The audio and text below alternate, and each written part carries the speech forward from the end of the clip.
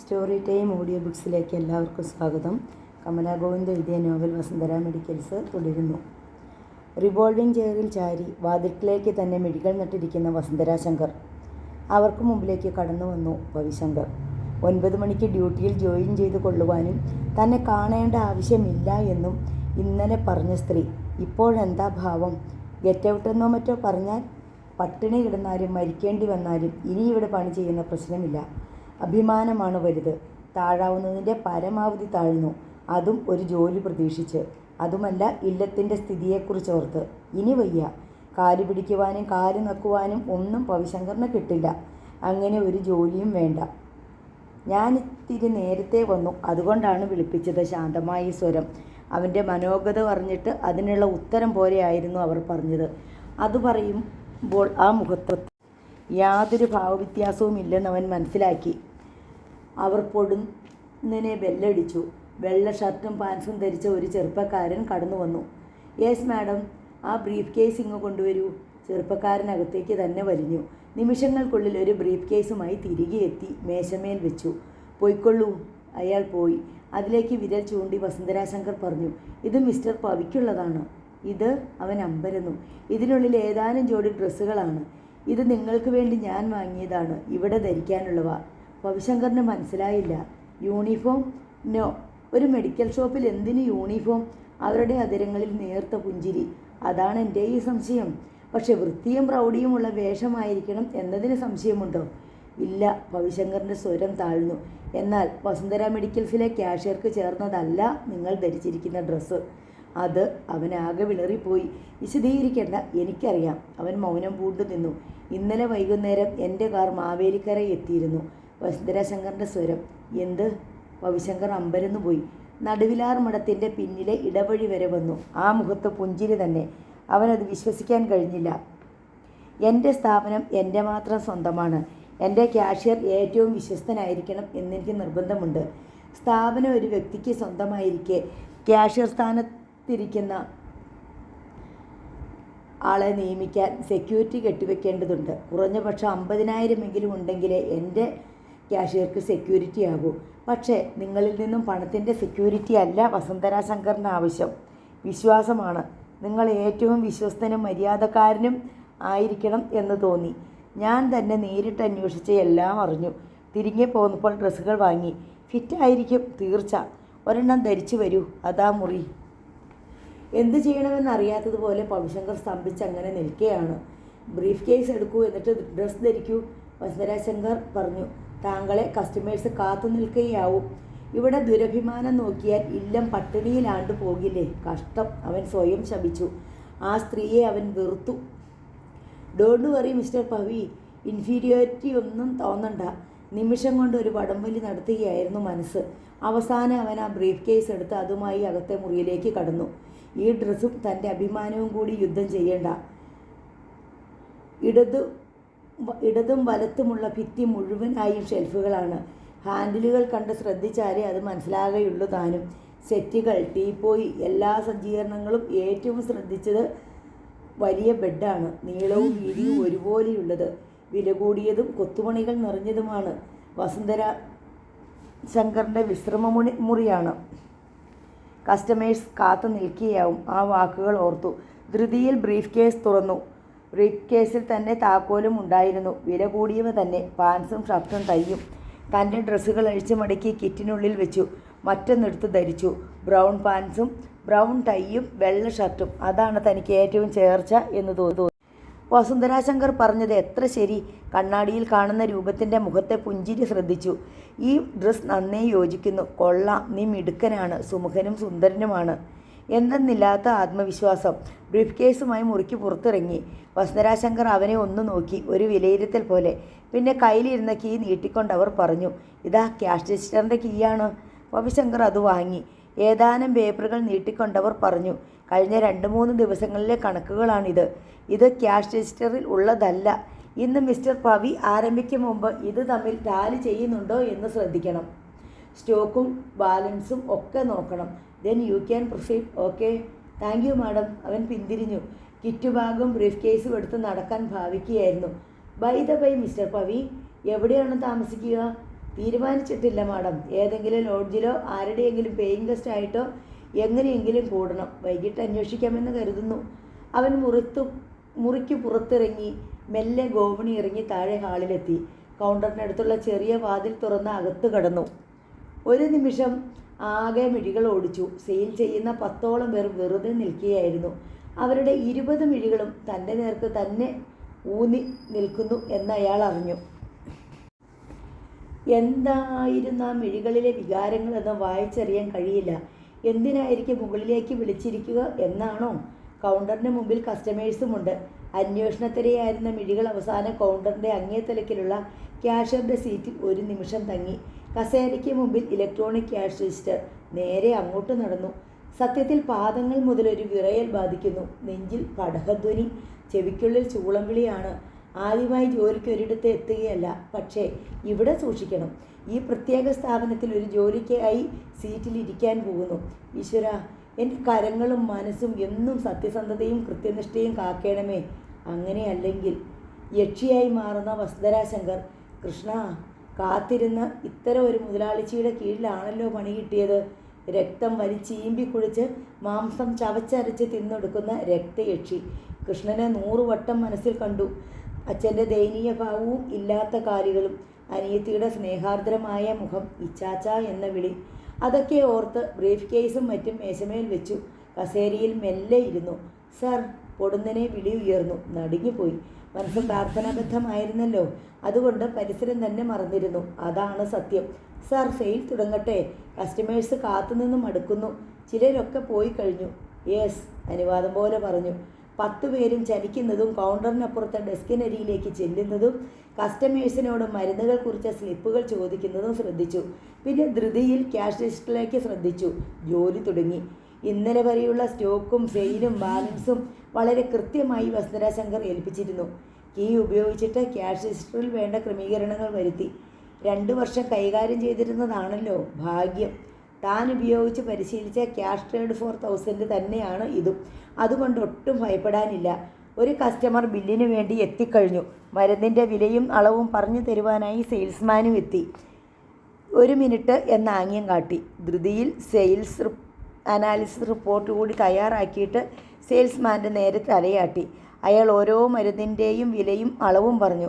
പാട്കിയിൽ മെല്ലെ വിരൽ കൊണ്ട് ഞെക്കിക്കൊണ്ടിരുന്നു. അവസാനം പ്രിൻ്റിൽ നിന്നും ബില്ല് കീറിയെടുത്ത് നൽകി. ഓക്കെ, മനസ്സിൽ സ്വയം പറഞ്ഞു. അയാൾ എടുത്തു നീട്ടിയത് 100 രൂപയുടെ നോട്ട്. ഈ കസേരയിലിരുന്ന് താൻ ആദ്യമായി വാങ്ങുന്ന തുക 100 രൂപ നോട്ട്. ഐശ്വര്യമുള്ള കൈയാകട്ടെ. താൻ വന്നതാൾ മുതൽ ബിസിനസ് പുരോഗമിച്ചാൽ അത് തനിക്കുള്ള ക്രെഡിറ്റ് ആയിരിക്കും. നിറഞ്ഞ മനസ്സോടെ 100 രൂപ നോട്ട് വാങ്ങി സബ്മിറ്റ് അടിച്ചു ബാലൻസ് കുറിച്ചു. ബാലൻസ് എടുക്കാൻ മേശയുടെ ഡ്രോ വലിച്ചു തുറന്നപ്പോഴാണ് ആകെ വിഷമിച്ചത്. ശ്രദ്ധിക്കാതിരുന്ന കാര്യം. നയാ പൈസയില്ല. വിഷണ്ണനായി നിൽക്കുമ്പോഴേക്കും വിളി ഉയർന്നു. സാർ. മുകളിൽ കണ്ട അറ്റൻഡർ ഒരു ബാഗുമായി നിൽക്കുന്നു. ചേഞ്ചസ് ആണ്, മാഡം തന്നതാണ്. 10,000 ഉണ്ട്. എണ്ണി നോക്കണമെന്ന് പറഞ്ഞു. ധൃതിയിൽ ബാഗ് വാങ്ങി. അയാൾ തിരികെ പോയി. ഉള്ളിൽ അമ്പരപ്പോടെ ഓർത്തു, അസാധാരണക്കാരിയാണ് ആ സ്ത്രീ. താൻ താഴെയെത്തി ക്യാഷ് രജിസ്റ്റർ കറക്റ്റ് ചെയ്ത് സ്റ്റോക്ക് റിപ്പോർട്ട് തയ്യാറാക്കി കഴിഞ്ഞു.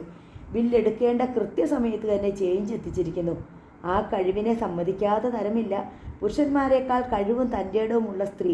വ്യക്തമായ കൃത്യമായ കണക്കുകൂട്ടലുകൾ. സ്ത്രീ അബലയാണെന്ന് ആര് പറഞ്ഞു? അവൾക്ക് ഭരിക്കാൻ അറിയില്ലെന്നും കാര്യങ്ങൾ ഉൾക്കൊള്ളാനുള്ള തൻ്റെടമില്ലെന്നും പറഞ്ഞത് ആരാണ്? ഇതാ ഇവിടെ പുരുഷനേക്കാൾ പ്രഗത്ഭയായ സ്ത്രീ. ജോലി വിശ്രമമില്ലാത്തതാണ്. അവിരാമം ബില്ലടിച്ചുകൊണ്ടിരിക്കണം. ഹോൾസെയിലിന് എത്തിയവരുടെ ബില്ല് തീരുകയില്ല. അത്രയ്ക്ക് ഐറ്റങ്ങളുണ്ട്. എങ്കിലും സാരമില്ല. ഭവശങ്കറിന് ജോലി മുഷിപ്പ് തോന്നിയില്ല. വൈകുന്നേരം 8 മണിക്ക് കടയടച്ചു. ഇന്ന് തല ചായ്ക്കാൻ ഒരു സ്ഥലം കണ്ടുപിടിക്കണമല്ലോ. അതായിരുന്നു വൈകും തോറും ഉള്ളിലെ ചിന്ത. ഷോപ്പ് അടിച്ചു. ഓരോരുത്തരായി അവരവരുടെ വഴി തേടുന്നു. കിറ്റ് ബാഗ് തോളിലിട്ട് ബ്രീഫ് കേസും തൂക്കി മെല്ലെ നിരത്തിലേക്ക് ഇറങ്ങിയപ്പോൾ അമ്പരപ്പോടെ കണ്ടു കാർ. അതിൻ്റെ ഡ്രൈവിംഗ് സീറ്റിൽ വസുന്ധരാ ശങ്കർ കാത്തിരിക്കും പോലെ. കടന്നിരിക്കൂ മിസ്റ്റർ പവി. അവരുടെ ക്ഷണം, സ്നേഹ സ്വരം. പവിശങ്കർ അമ്പരന്നു പോയി. തന്നോട് തന്നെയോ? യേസ് മിസ്റ്റർ പവി, താങ്കളോടാണ് പറഞ്ഞത്. വസുന്ധരാ ശങ്കർ മന്ദഹസിച്ചു. പവിശങ്കർ സംശയിച്ചു നിന്നില്ല. പിൻവാതിൽ തുറന്ന് കാറിനുള്ളിലേക്ക് കടന്നിരുന്നു. അവരവരുടെ വഴി നോക്കി യാത്ര തിരിക്കാൻ ആരംഭിച്ചിട്ടില്ലാത്ത ഏതാനും സെയിൽസ്മാൻമാർ ആ കാഴ്ച കണ്ടു. ഈശ്വര, എന്താ ഇതിൻ്റെയൊക്കെ പിന്നിൽ? അവർ നെടുവീർപ്പിട്ടു. പാവം പയ്യൻ. അങ്ങനെ ഒരു സഹതാപവും. കൂറ്റം മതിൽക്കെട്ട് ഗേറ്റ്. ഇരുവശങ്ങളിലുമുള്ള കരിങ്കൽ തൂണുകളിലൊന്നിൽ സ്വർണ്ണ ലിപികൾ. രാഗസുധ. മതിൽക്കെട്ടിനുള്ളിൽ വൈദ്യുതി വിളക്കുകൾ പകൽ വെളിച്ചം സൃഷ്ടിക്കുന്നു. ഗേറ്റ് തുറക്കുവാനായി ഒരു പയ്യൻ ഓടിയെത്തി. തുറന്ന ഗേറ്റിനുള്ളിലൂടെ റോൾസ് റോയ്സ് കാർ അകത്തേക്ക് പാഞ്ഞു. പോർച്ചിൽ നിന്നു. പടുകൂറ്റൻ ബംഗ്ലാവ്. അത്യാധുനിക ഭാഷൻ. ഒരു 25 ലക്ഷമെങ്കിലും മതിക്കും. രവിശങ്കർ കണക്കുകൂട്ടി. ഗേറ്റിനും വീടിനും ഇടയ്ക്കുള്ള സ്ഥലം ഗാർഡനാണ്. 1000 തരത്തിലുള്ള പൂങ്കുലകൾ പൊട്ടിവിരിഞ്ഞ് ഒരുമിച്ച് നിൽക്കുന്ന കാഴ്ച. ഹൃദ്യമാണ് ആ കാഴ്ച. പകലായിരുന്നുവെങ്കിൽ അവൻ ഓർത്തുപോയി. കാറിനുള്ളിൽ നിന്നും പുറത്തിറങ്ങിയ വസുന്ധരാ ശങ്കർ ഒരു കീ രവിശങ്കറിൻ്റെ നേരെ നീട്ടി. അമ്പരപ്പ് വിടാതെ അവനത് വാങ്ങി. കാർ ഷെഡിനപ്പുറത്ത് ഒരു ഔട്ട് ഹൗസ് ഉണ്ട്. നിങ്ങൾക്ക് അവിടെ താമസിക്കാം. അവർ പടി കയറി ബംഗ്ലാവിനുള്ളിലേക്ക് കടന്നുപോയി. എന്തിനു തന്നെ കൂട്ടിക്കൊണ്ടുവന്നു? എന്താണ് ഇവരുടെ ലക്ഷ്യമെന്ന് എത്ര ചിന്തിച്ചിട്ടും മനസ്സിലാവാതെ അമ്പരക്കവെയാണ് ഉത്തരം പോലെ കീ തന്നത്. പ്രവർത്തിക്കുക, അപ്പോഴറിയുക. മുൻകൂട്ടി പറയുന്ന പ്രശ്നമേയില്ല. രവിശങ്കർ കാർ ഷെഡ് ലക്ഷ്യമാക്കി നടന്നു. ശരിയാണ്, ഔട്ട് ഹൗസ് ഉണ്ട്. കീ ഉപയോഗിച്ച് വാതിൽ തുറന്നു. ഡ്രോയിങ് റൂമാണ് അകത്ത്. മറ്റ് 2 മുറികൾ കൂടിയുണ്ട്. Attached bathroom. Full furnished. താൻ ഒന്നും വാങ്ങേണ്ടതില്ല. മേശമേൽ മനോഹരമായ ഫ്ലവർ വേസ്. അതിനപ്പുറത്ത് ഇൻ്റർകോം. ബംഗ്ലാവിലേക്കാവും കണക്ഷൻ. കിറ്റും ബ്രീഫ് കേസും മേശമേൽ വെച്ചു. കിറ്റ് തുറന്ന് ഡ്രസ്സുകൾ എടുത്തു. ധരിച്ചിരുന്നവ മാറ്റി. മറ്റു ഡ്രസ്സുകൾ സേഫിൽ വെച്ചു. ബാത്റൂമിൽ കയറി കുളി കഴിഞ്ഞു. പുറത്തേക്കിറങ്ങിയാൽ എന്തെങ്കിലും കഴിക്കാം. അതായിരുന്നു ഉദ്ദേശം. മുടി ചീകി പുറത്തേക്കിറങ്ങാൻ ഭാവിക്കുമ്പോഴാണ് ഒരാൾ കടന്നു വന്നത്. വെള്ള പാൻസും ഷർട്ടും ധരിച്ച ഒരു മനുഷ്യൻ. 60-ലധികം പ്രായമുണ്ടാകും. കയ്യിൽ ഡിഷുകൾ, ഫ്ലാസ്ക് മുതലായവ അടക്കി വെച്ച ബാസ്ക്കറ്റ്. വൈകുന്നേരത്തെ കാപ്പിയാണ്, അയാൾ പറഞ്ഞു. ഡിഷുകൾ തുറന്ന് പ്ലേറ്റിലേക്ക് ചൂട് ചപ്പാത്തിയും കറിയും സാലഡും വിളമ്പി. തെല്ലും നഷ്ടപ്പെടാതെ കാസറോളിലാണ് ആഹാരം കൊണ്ടുവന്നത്. നന്നായി. കാരണം ആഹാരത്തിന് ചൂട് വേണമെന്ന് നിർബന്ധക്കാരനാണല്ലോ താൻ. മാഡം തൻ്റെ കാര്യത്തിൽ നന്നായി ശ്രദ്ധിക്കുന്നുണ്ടല്ലോ. ആശ്വാസമായി. കഴിക്കു കുഞ്ഞേ, വൈകുന്നേരം ഊണും എത്തിക്കാമെന്ന് മാഡം പറഞ്ഞു. അയാൾ അറിയിച്ചു. രവിശങ്കർ ചപ്പാത്തി കഴിച്ച് കൈ കഴുകി. അയാൾ പാത്രങ്ങൾ അടുക്കി ബാസ്ക്കറ്റിനുള്ളിൽ വെച്ചു. ചേട്ടൻ്റെ പേരെന്താ? രവിശങ്കർ ചോദിച്ചു. കൃഷ്ണൻ. അയാൾ പുറത്തേക്കിറങ്ങി പൂന്തോട്ടത്തിൻ്റെ വഴിത്താരയിലൂടെ മറഞ്ഞു. പ്രപഞ്ചം ഒന്നാകെ ഇരുളിലാണ്ട് കഴിഞ്ഞിരുന്നു. ഒരു സിഗരറ്റും വലിച്ച് സെറ്റിയിൽ ചാരി വെറുതെ ഇരിക്കവേ രവിശങ്കറിൻ്റെ മുൻപിൽ എത്തപ്പെട്ടത് വസുന്ധരാ ശങ്കറിൻ്റെ രൂപം തന്നെയാണ്. സ്വന്തം സ്ഥാപനത്തിൽ ജോലി ചെയ്യുന്ന ഒരു ക്യാഷറോടുള്ള വെറും പ്രതിപത്തി മാത്രമേ തന്നോടുള്ളോ? അങ്ങനെ വിശ്വസിക്കാൻ തോന്നുന്നില്ല. തൻ്റെ അച്ഛൻ 1-ാം നമ്പർ ശത്രുവാണത്രേ.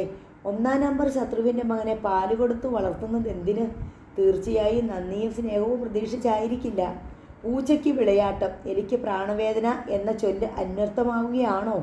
കൊന്നു തിന്നും മുൻപ് പ്രാണന് വേണ്ടിയുള്ള പിടച്ചിൽ കണ്ട് രസിക്കുവാൻ വേണ്ടി മാത്രം ഇരയെ തട്ടിക്കളിക്കുന്ന പൂച്ചയുടെ ക്രൂരത അതാണോ?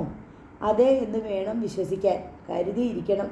വലയിൽ വീണു പോകരുത്. ചതി പറ്റരുത്. സൂക്ഷിക്കണം. അറിഞ്ഞുകൊണ്ട് അഗ്നിയിലേക്ക് അടുക്കുന്ന ഈയാമ്പാറ്റിയാണ് ഞാൻ. പക്ഷേ പൊടുന്നനെ അവനോർത്തു.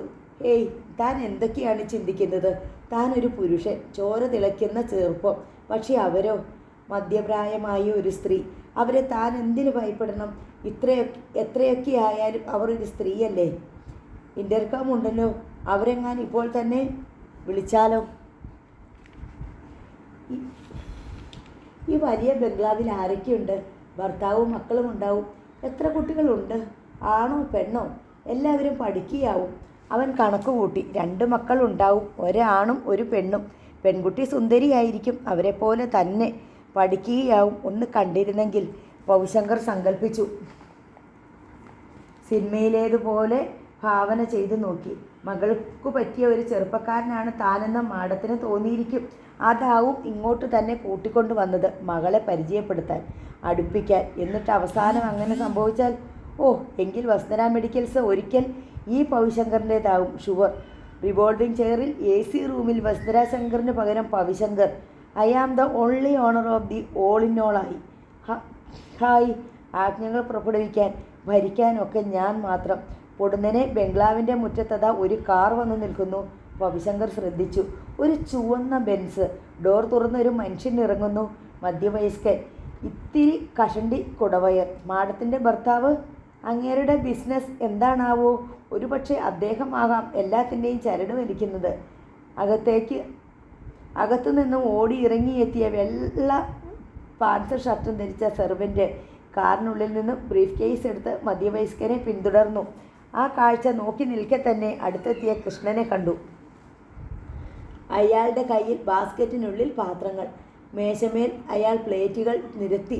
കാസറോളുകൾ തുറന്നു ചോറും കറികളും വിളമ്പി. ചില്ലി ചിക്കൻ വരെയുണ്ട്. ആഹാരത്തിൻ്റെ മണം തന്നെ എത്ര ആസ്വാദികര്യം! നാവിൽ വെള്ളമൂറുന്ന അനുഭവം. അവൻ ആഹാരം കഴിച്ചു. ഒഴിഞ്ഞ പാത്രങ്ങൾ പെറുക്കി ബാസ്ക്കറ്റിനുള്ളിൽ ആക്കിക്കൊണ്ടിരിക്കുകയാണ് കൃഷ്ണൻ. മാഡത്തിൻ്റെ ഭർത്താവിന് എന്താണ് ബിസിനസ്? ഭവിശങ്കർ ചോദിച്ചു. കൃഷ്ണൻ അവനെ ഒന്ന് നോക്കി. മറുപടി പറഞ്ഞില്ല. പറയില്ലെന്ന ഒരു ഭാവം. കൃഷ്ണേട്ടാ, അവൻ വിളിച്ചു. എന്താ മറുപടി പറയാത്തത്? ഇല്ലാത്ത ഒരാളെക്കുറിച്ച് എന്തോന്ന് പറയാൻ? കൃഷ്ണൻ പൊടുന്നനെ ചോദ്യം തിരിച്ചു. മാഡത്തിന് ഭർത്താവില്ലേ? ഇല്ല. മരിച്ചു പോയതോ അതോ? എനിക്കറിയില്ല കുട്ടി. കൈമലർത്തി. മരിച്ചതാകാം, ഉപേക്ഷിച്ചതാകാം, വലിയവരാകുമ്പോൾ എന്തുവാകാം. ഞാൻ അതൊന്നും അന്വേഷിക്കാറില്ല തന്നെ. ആഹാരം വിളമ്പുക, അതാണ് എൻ്റെ പണി. അപ്പോൾ പിന്നെ ചുവന്ന ബെൻസ് കാറിൽ വന്നിറങ്ങിയ അയാൾ ആര്? ചോദിക്കാൻ തോന്നി കൃഷ്ണനോട്. പക്ഷെ ചോദിച്ചില്ല. കൃഷ്ണൻ പോയി കഴിഞ്ഞു. ഒരു പുസ്തകം നിവർത്തി കുറേ നേരം കാത്തു. രാത്രി 11 മണി ആയപ്പോഴും ആ കാർ മുറ്റത്തുണ്ടായിരുന്നു. രാത്രി 2 മണിക്കും ആ കാർ കണ്ടു. പക്ഷേ പുലർച്ചെ ഉറക്കം ഉണർന്ന് ഭവിശങ്കർ ആദ്യം നോക്കിയത് അതാണ്. ബംഗ്ലാവിൻ്റെ മുറ്റത്ത് ആ കാർ ഉണ്ടായിരുന്നില്ല. രാത്രി വൈകി വന്ന് വെളുപ്പിനെ കടന്നു കളഞ്ഞ അയാൾ ആരാണ്? വസുന്ധരാ ശങ്കർ ആ മധ്യവയസ്കൻ്റെ ആരാണ്? ഭർത്താവില്ലാത്ത അവരെ തേടി അയാൾ എന്തിനു വന്നു? രാവിലെ ആ സ്ത്രീ തന്നെ വിളിക്കുമോ? പ്രതീക്ഷിച്ചു. പക്ഷേ വിളിച്ചില്ല. 8 മണിക്ക് തന്നെ കാർ പോർച്ചിൽ നിന്ന് ഇറങ്ങി ഗേറ്റ് കടന്നുപോയി. ഇത്ര നേരത്തെ അവർ മെഡിക്കൽ ഷോപ്പിൽ പോയി കഴിഞ്ഞോ? ധൃതിയിൽ കുളിച്ചു. കൃഷ്ണൻ കൊണ്ടുവന്ന ആഹാരം കഴിച്ചു. പുറത്തിറങ്ങി ബസ് സ്റ്റോപ്പിലേക്ക് ഓടി. 9-ന് മുമ്പ് തന്നെ വസുന്ധര മെഡിക്കൽസിൽ എത്തിക്കഴിഞ്ഞു. മാഡം മുകളിലേക്ക് വിളിച്ചാൽ താൻ ചെന്നിരിക്കണമല്ലോ. പക്ഷേ അവർ വിളിച്ചില്ല അന്ന് മുഴുവനും. 4 മണിക്ക് അവർ തൻ്റെ കാർ സ്റ്റാർട്ടാക്കി എവിടേക്കോ പോയി കഴിഞ്ഞു. വൈകുന്നേരം ബസ്സിൽ കയറി ഭവിശങ്കർ രാഗസുധയിലെ ഔട്ട് ഹൗസിലെത്തി. രാത്രി ഊണ് വിളമ്പുമ്പോൾ കൃഷ്ണനോട് ചോദിച്ചു. മാഡൻ എന്നെ അന്വേഷിച്ചോ? മാഡം ഇവിടെ ഇല്ല. ഊണ് കഴിഞ്ഞ് വായിച്ചുകൊണ്ട് തന്നെ കിടന്നു. രാമയക്കം മിഴികളെ വലിച്ചു താഴ്ത്തുമ്പോഴാണ് കാറിൻ്റെ സ്വരം. നടുങ്ങി പിടഞ്ഞെഴുന്നേറ്റ് വാതിൽ തുറന്നു. പോർച്ചിൽ കാർ നിർത്തി. അതിനുള്ളിൽ നിന്നും അവർ ഇറങ്ങിപ്പോകുന്നു ഒറ്റയ്ക്ക്. രാത്രി 1:30 കഴിഞ്ഞിരിക്കുന്നു. നടന്നു കയറി അകത്തേക്ക് മറിഞ്ഞ അവർ വേച്ചു പോയോ? വീഴാൻ ഭാവിച്ചോ? അപ്പോൾ അവർ മദ്യപിച്ചിട്ടുണ്ടെന്നോ? ഭവിശങ്കറിൻ്റെ നെറ്റിയിൽ ചുളിവുകൾ.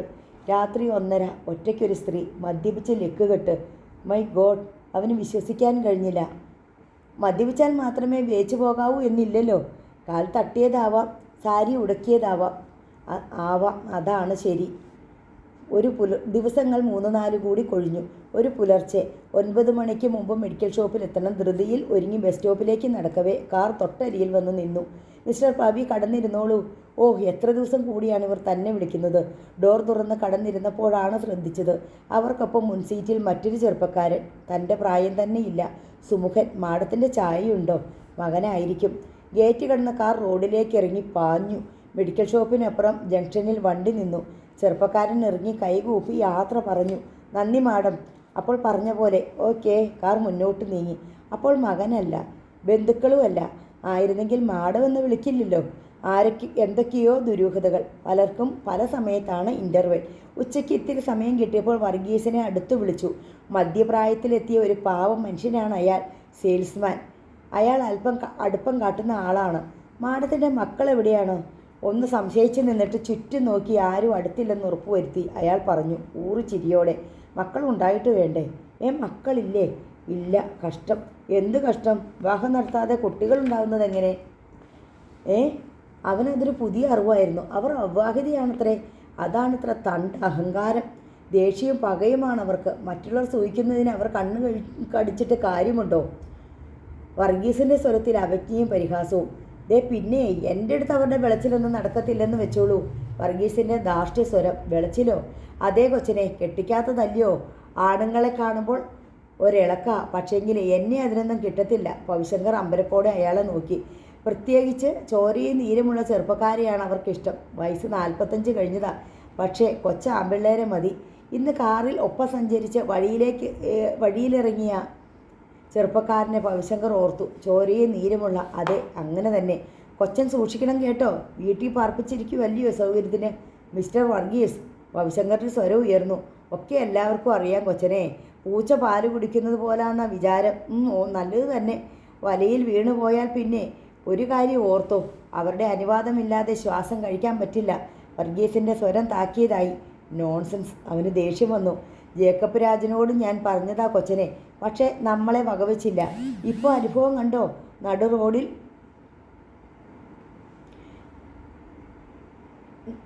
അപകടം എങ്ങനെ ഉണ്ടായതാന്നാ?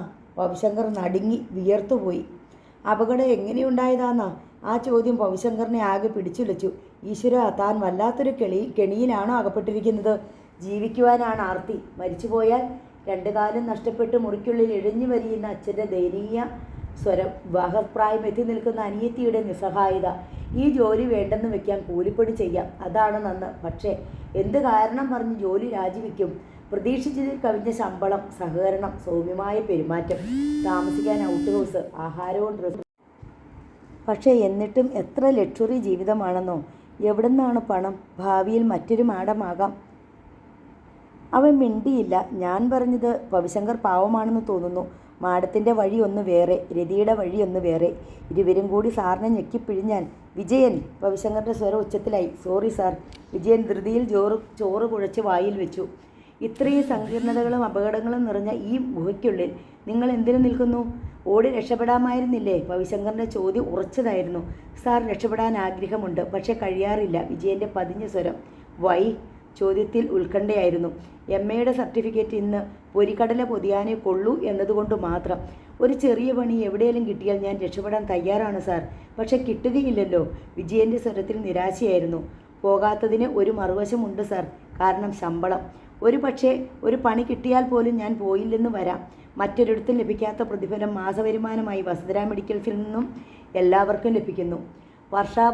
വർഷാവസാനത്തിൽ ബോണസായി ശമ്പളത്തിൻ്റെ ഇരട്ടിയോളോ അതിലധികമോ രൂപ ലഭിക്കാറുണ്ട്. അഭിപ്രായ വ്യത്യാസവും ഭയവും ഉണ്ടെങ്കിലും ആരും പിരിഞ്ഞു പോകാത്തതിൻ്റെ കാരണം ഇതാണ്. ഒരേയൊരു ബുദ്ധിമുട്ട് ജോലിയുടെ സ്ഥിരതയെക്കുറിച്ചുള്ള അനിശ്ചിതത്വമാണ്. ഏതു നിമിഷം വേണമെങ്കിലും പിരിച്ചുവിടപ്പെടാം, യാതൊരു മുന്നറിയിപ്പുമില്ലാതെ. എതിർക്കാനായി ഒരു ചെറുവിരൽ പോലും അനക്കാനാവില്ല താനും. അതവർ തന്നോടും പറഞ്ഞിട്ടുള്ളതാണല്ലോ. ഭവിശങ്കർ ഓർത്തു.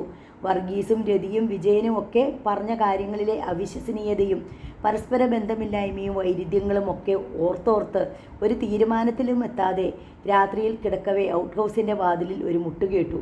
ധൃതിയിൽ ചാടി എണീറ്റ് വാതിൽ തുറന്നു. ഒരു നടുക്കത്തോടെ കണ്ടു. വാതിലിനപ്പുറം വസുന്ധര ശങ്കർ.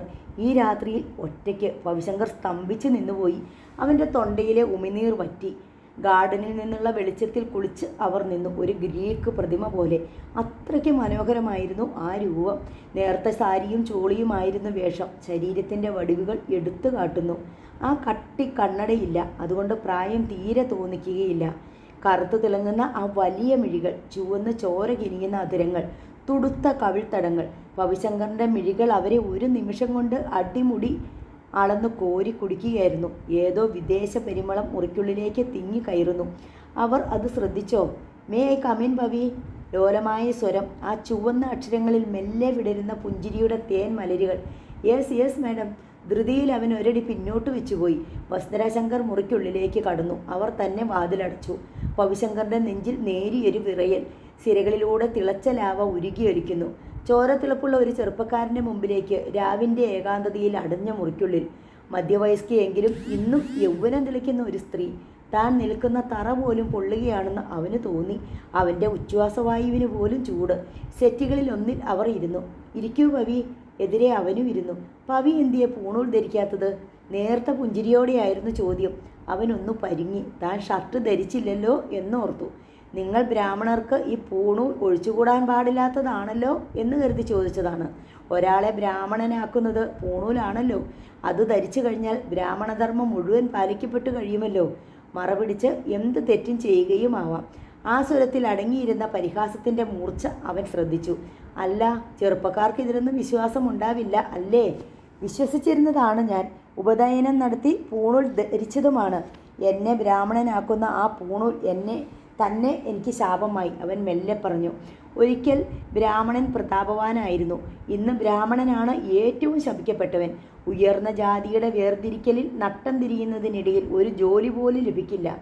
ഏറ്റവും താഴ്ന്ന ജാതിയിൽ ജനിക്കുന്നവനാണ് ഇന്ന് ഏറ്റവും ഉയർന്ന ജീവിതം കിട്ടുന്നത്. അതുകൊണ്ട് ഒരു ദിവസം ഞാൻ ആ പൂണൂൽ പൊട്ടിച്ചെറിഞ്ഞു. എങ്ങനെയുണ്ട് വസുന്ധര മെഡിക്കൽസിലെ ക്യാഷ്യർ പണി? പൊടുന്നനെ അവർ വിഷയം മാറ്റി. അവൻ മറുപടി പറയാൻ ഒന്നറച്ചു. മുഷിപ്പായോ?